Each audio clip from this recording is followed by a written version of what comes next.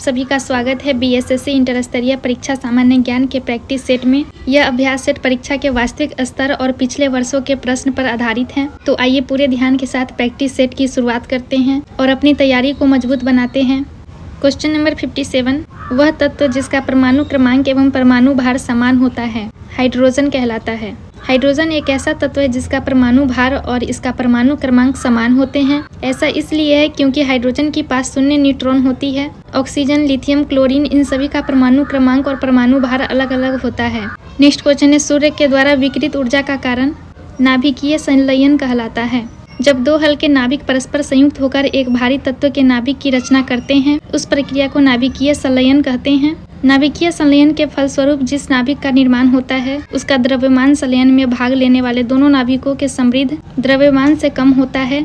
नाभिकीय विखंडन वह प्रक्रिया है जिसमें कोई भारी नाभिक को दो या दो से अधिक भागों में तोड़ा जाता है। इस क्रिया में अत्यधिक ऊर्जा का उत्सर्जन होता है। नेक्स्ट क्वेश्चन है, समूह 18 के तत्वों को कहा जाता है अक्रिय गैस।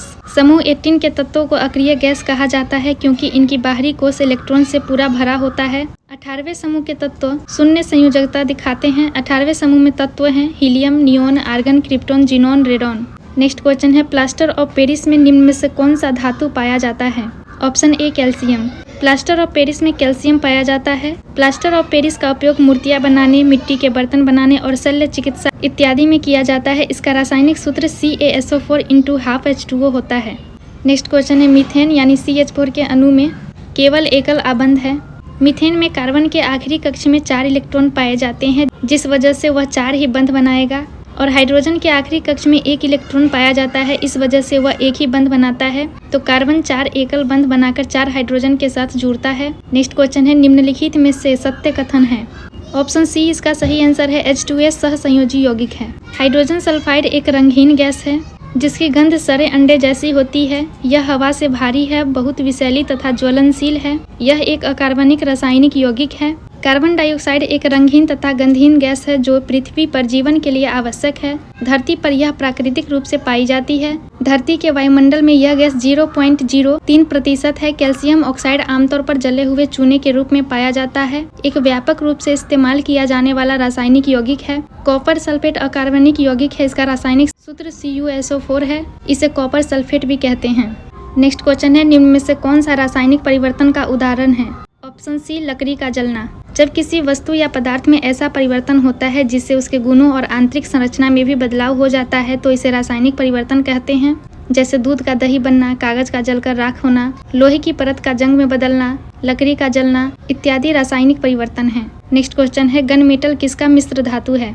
ऑप्शन बी CuSN तथा जिंक। तांबा, टीन और जस्ता का एक मिश्र धातु है। बंदूक धातु जिसे संयुक्त राज्य में लाल पीतल के रूप में भी जाना जाता है एक प्रकार का कांस्य है। तांबा, टीन और जस्ता का एक मिश्र धातु। अनुपात अलग अलग होते हैं लेकिन 88% तांबा, 8 से 10% टीन और 2 से 4% जस्ता होता है। बंदूक बनाने के लिए मुख्य रूप से उपयोग किया जाता है। इसे बड़े पैमाने पर स्टील द्वारा प्रतिस्थापित किया जाता है।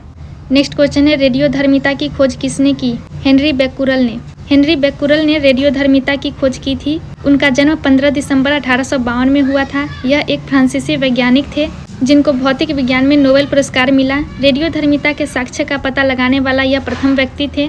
आइंस्टाइन का जन्म 14 मार्च 1879 जर्मनी में हुआ। सापेक्षता का सिद्धांत और द्रव्यमान ऊर्जा समीकरण E=mc² के लिए जाना जाता है।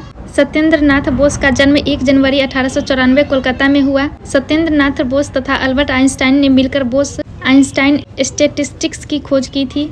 जोन्स जैकब बर्जेलियस का जन्म 20 अगस्त 1779 को वेफुवर सुंडा नामक स्थान पर हुआ। उन्होंने अपना अत्यधिक योगदान रसायन के विविध क्षेत्रों में दिया। इन्होंने पाइरुविक अम्ल की खोज की थी।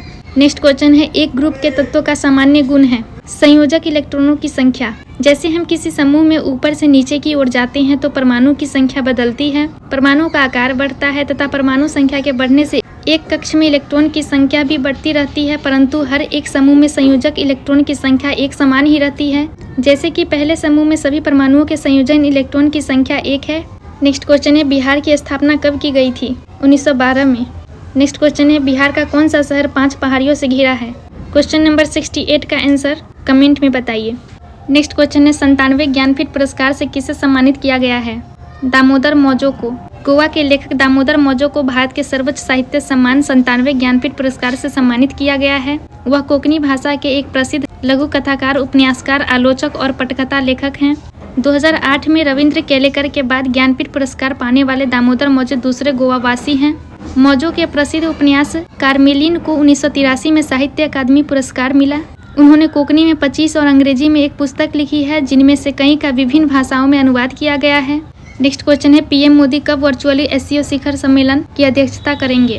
प्रधानमंत्री मोदी ने इससे पहले 4 जुलाई 2023 को 23वें एससीओ शिखर सम्मेलन की अध्यक्षता वर्चुअली माध्यम से की थी और 2025 का एससीओ शिखर सम्मेलन जो हुआ था वो 25वां एससीओ शिखर सम्मेलन 31 अगस्त से 1 सितंबर 2025 तक चाइना के तियानजिन में आयोजित किया गया था। इसकी अध्यक्षता चाइना के राष्ट्रपति शी जिनपिंग ने की थी, जिसमें प्रधानमंत्री नरेंद्र मोदी ने व्यक्तिगत रूप से भाग लिया था। और 2025 के शिखर सम्मेलन के बाद एससीओ की अगली अध्यक्षता किर्गिस्तान को सौंपी गई है। पाकिस्तान वर्ष 2027 में एससीओ शिखर सम्मेलन की मेजबानी करने वाला देश है। वर्तमान में 2025 के लिए पीएम मोदी द्वारा किसी अन्य एससीओ शिखर सम्मेलन की अध्यक्षता करने की कोई आधिकारिक सूचना नहीं है, क्योंकि 2025 का मुख्य शिखर सम्मेलन चाइना की अध्यक्षता में संपन्न हो चुका है। Thank you.